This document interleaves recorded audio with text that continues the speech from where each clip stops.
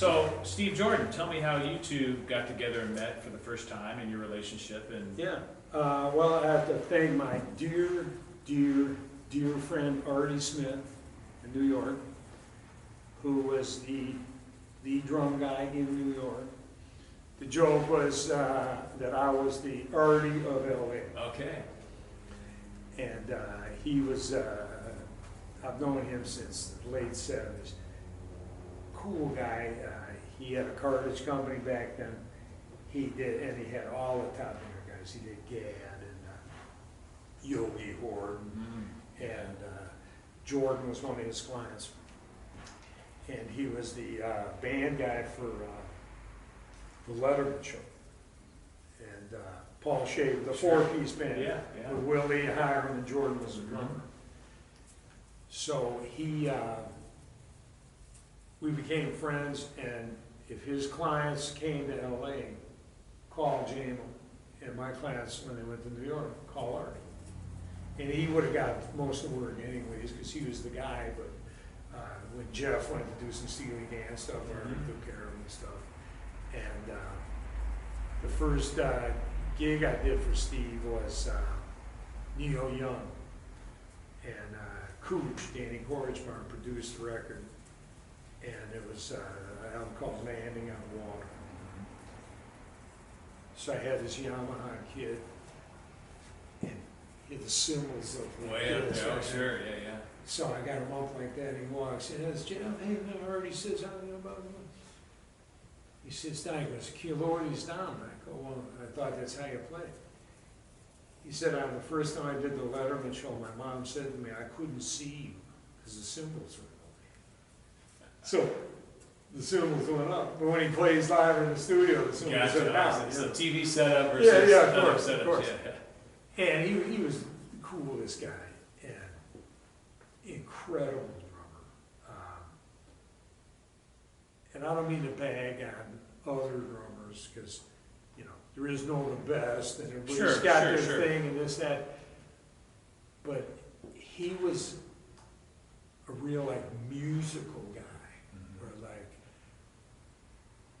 like for instance, his bass drum had like a tone to it, not just boom, boom, boom, boom, boom, boom, boom. And a real historian. You ask him any record who played on, who produced it, he knows. He knows it. Oh yeah. And he was another one. I remember Jeff telling me. I asked Jeff once when I first started working for him. I go, when you do a session, what's your job? And he said to me, to keep time and play to the singer. Right? And 99 out of 100 drummers, they hate the fucking singer. Okay, it's like no, but when you're a session guy, you hear the record. What do you hear? Singer, right? And Jordan was like that too. And very cool guy, very cool guy. Got me tons of work over the years. And he would come to LA, and then he fell in with I don't know the guy, forget the guy's name, but he was the musical director for the Emmy Awards. And I think we did it 3 or 4 years. And his band was all his friends. And I told him, you should call your band Stevie Ray Jordan and the MDs. Because every guy in his band was the MD of their band. Yeah, wow. He had Daryl Jones from the Stones playing bass. He had Ray Parker and Waddy Wachtel were the guitar players. Tom Scott, Finley and Bohan and Jerry Hay and all the bad boy horn players. The keyboard players, Babco and Phil Gaines, great Phil Gaines. And this guy Tom Ranieri, who's a big film guy. But these guys could read anything and play it. And Gail Levine playing harp. And background singers and strings and the whole bit. But it was great, And we did the Emmy Awards a bunch of times, and they were the house band and stuff. And it was great. And he did John Mayer, so I worked on 3 of those records with him. you know, I mean, I don't know, it's like a jerk, but I'm spoiled. It's like, you know, all these new bands, I'm sorry, they suck.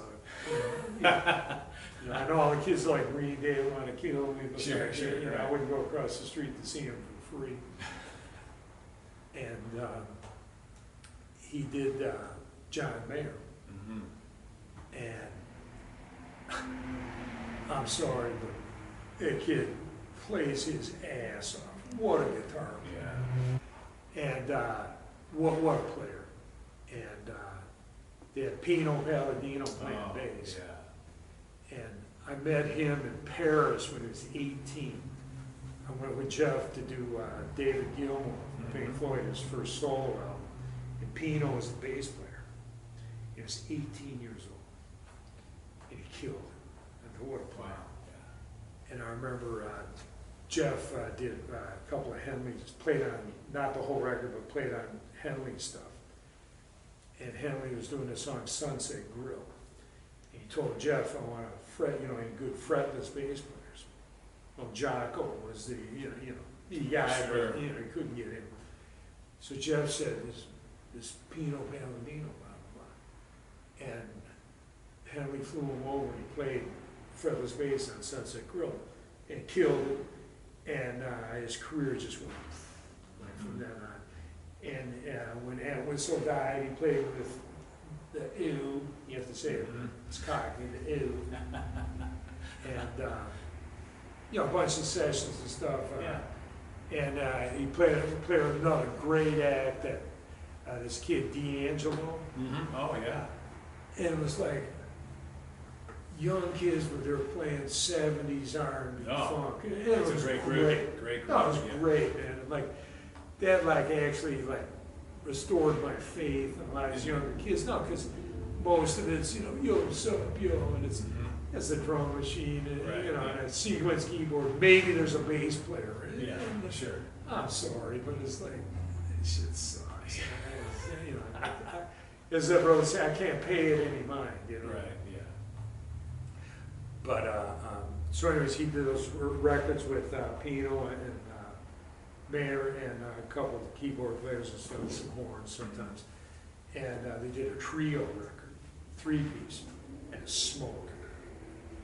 And I remember saying to John, and the guy's like an unbelievable guitar player. I go, I love guitar, man. I mean, you know, he played a solo over, you know, 12-bar solo or whatever, that was it. That was it, huh? Yeah. And he said, well, you know, listen to the trio. You know, and he's like blazing through the whole thing. Because, you know, it's radio records and, Sure, you know, sure. there's only so much guitar and stuff, but he impressed the shit out of me. So I did all stuff with that, with Jordan, and just whenever he came to town, he did some stuff for Mark Ronson. Mhm. And through that, I got to work for Ronson, and he was a super talented guy, and you know, probably the hottest producer out there. Yeah, yeah. I mean, he did. I forget who it was there. He had Jordan playing, and they were at Ocean Way Studios, and Mayer was East West Studios, 100 yards away. So I went and I moved the mics, and I took my drums from Mayer's session, 100 yards over into East West, and put them back up. And they put the mic drums in, and Ron's was like, "Wow, sounds great." Blah, blah, blah. So he said to me, he goes, "I'm coming back in March or whatever. I'm doing Lady Gaga. Are you available?" I'm like, "Fuck yeah, yeah." And that was a good one for me, and that turned into Stars Born.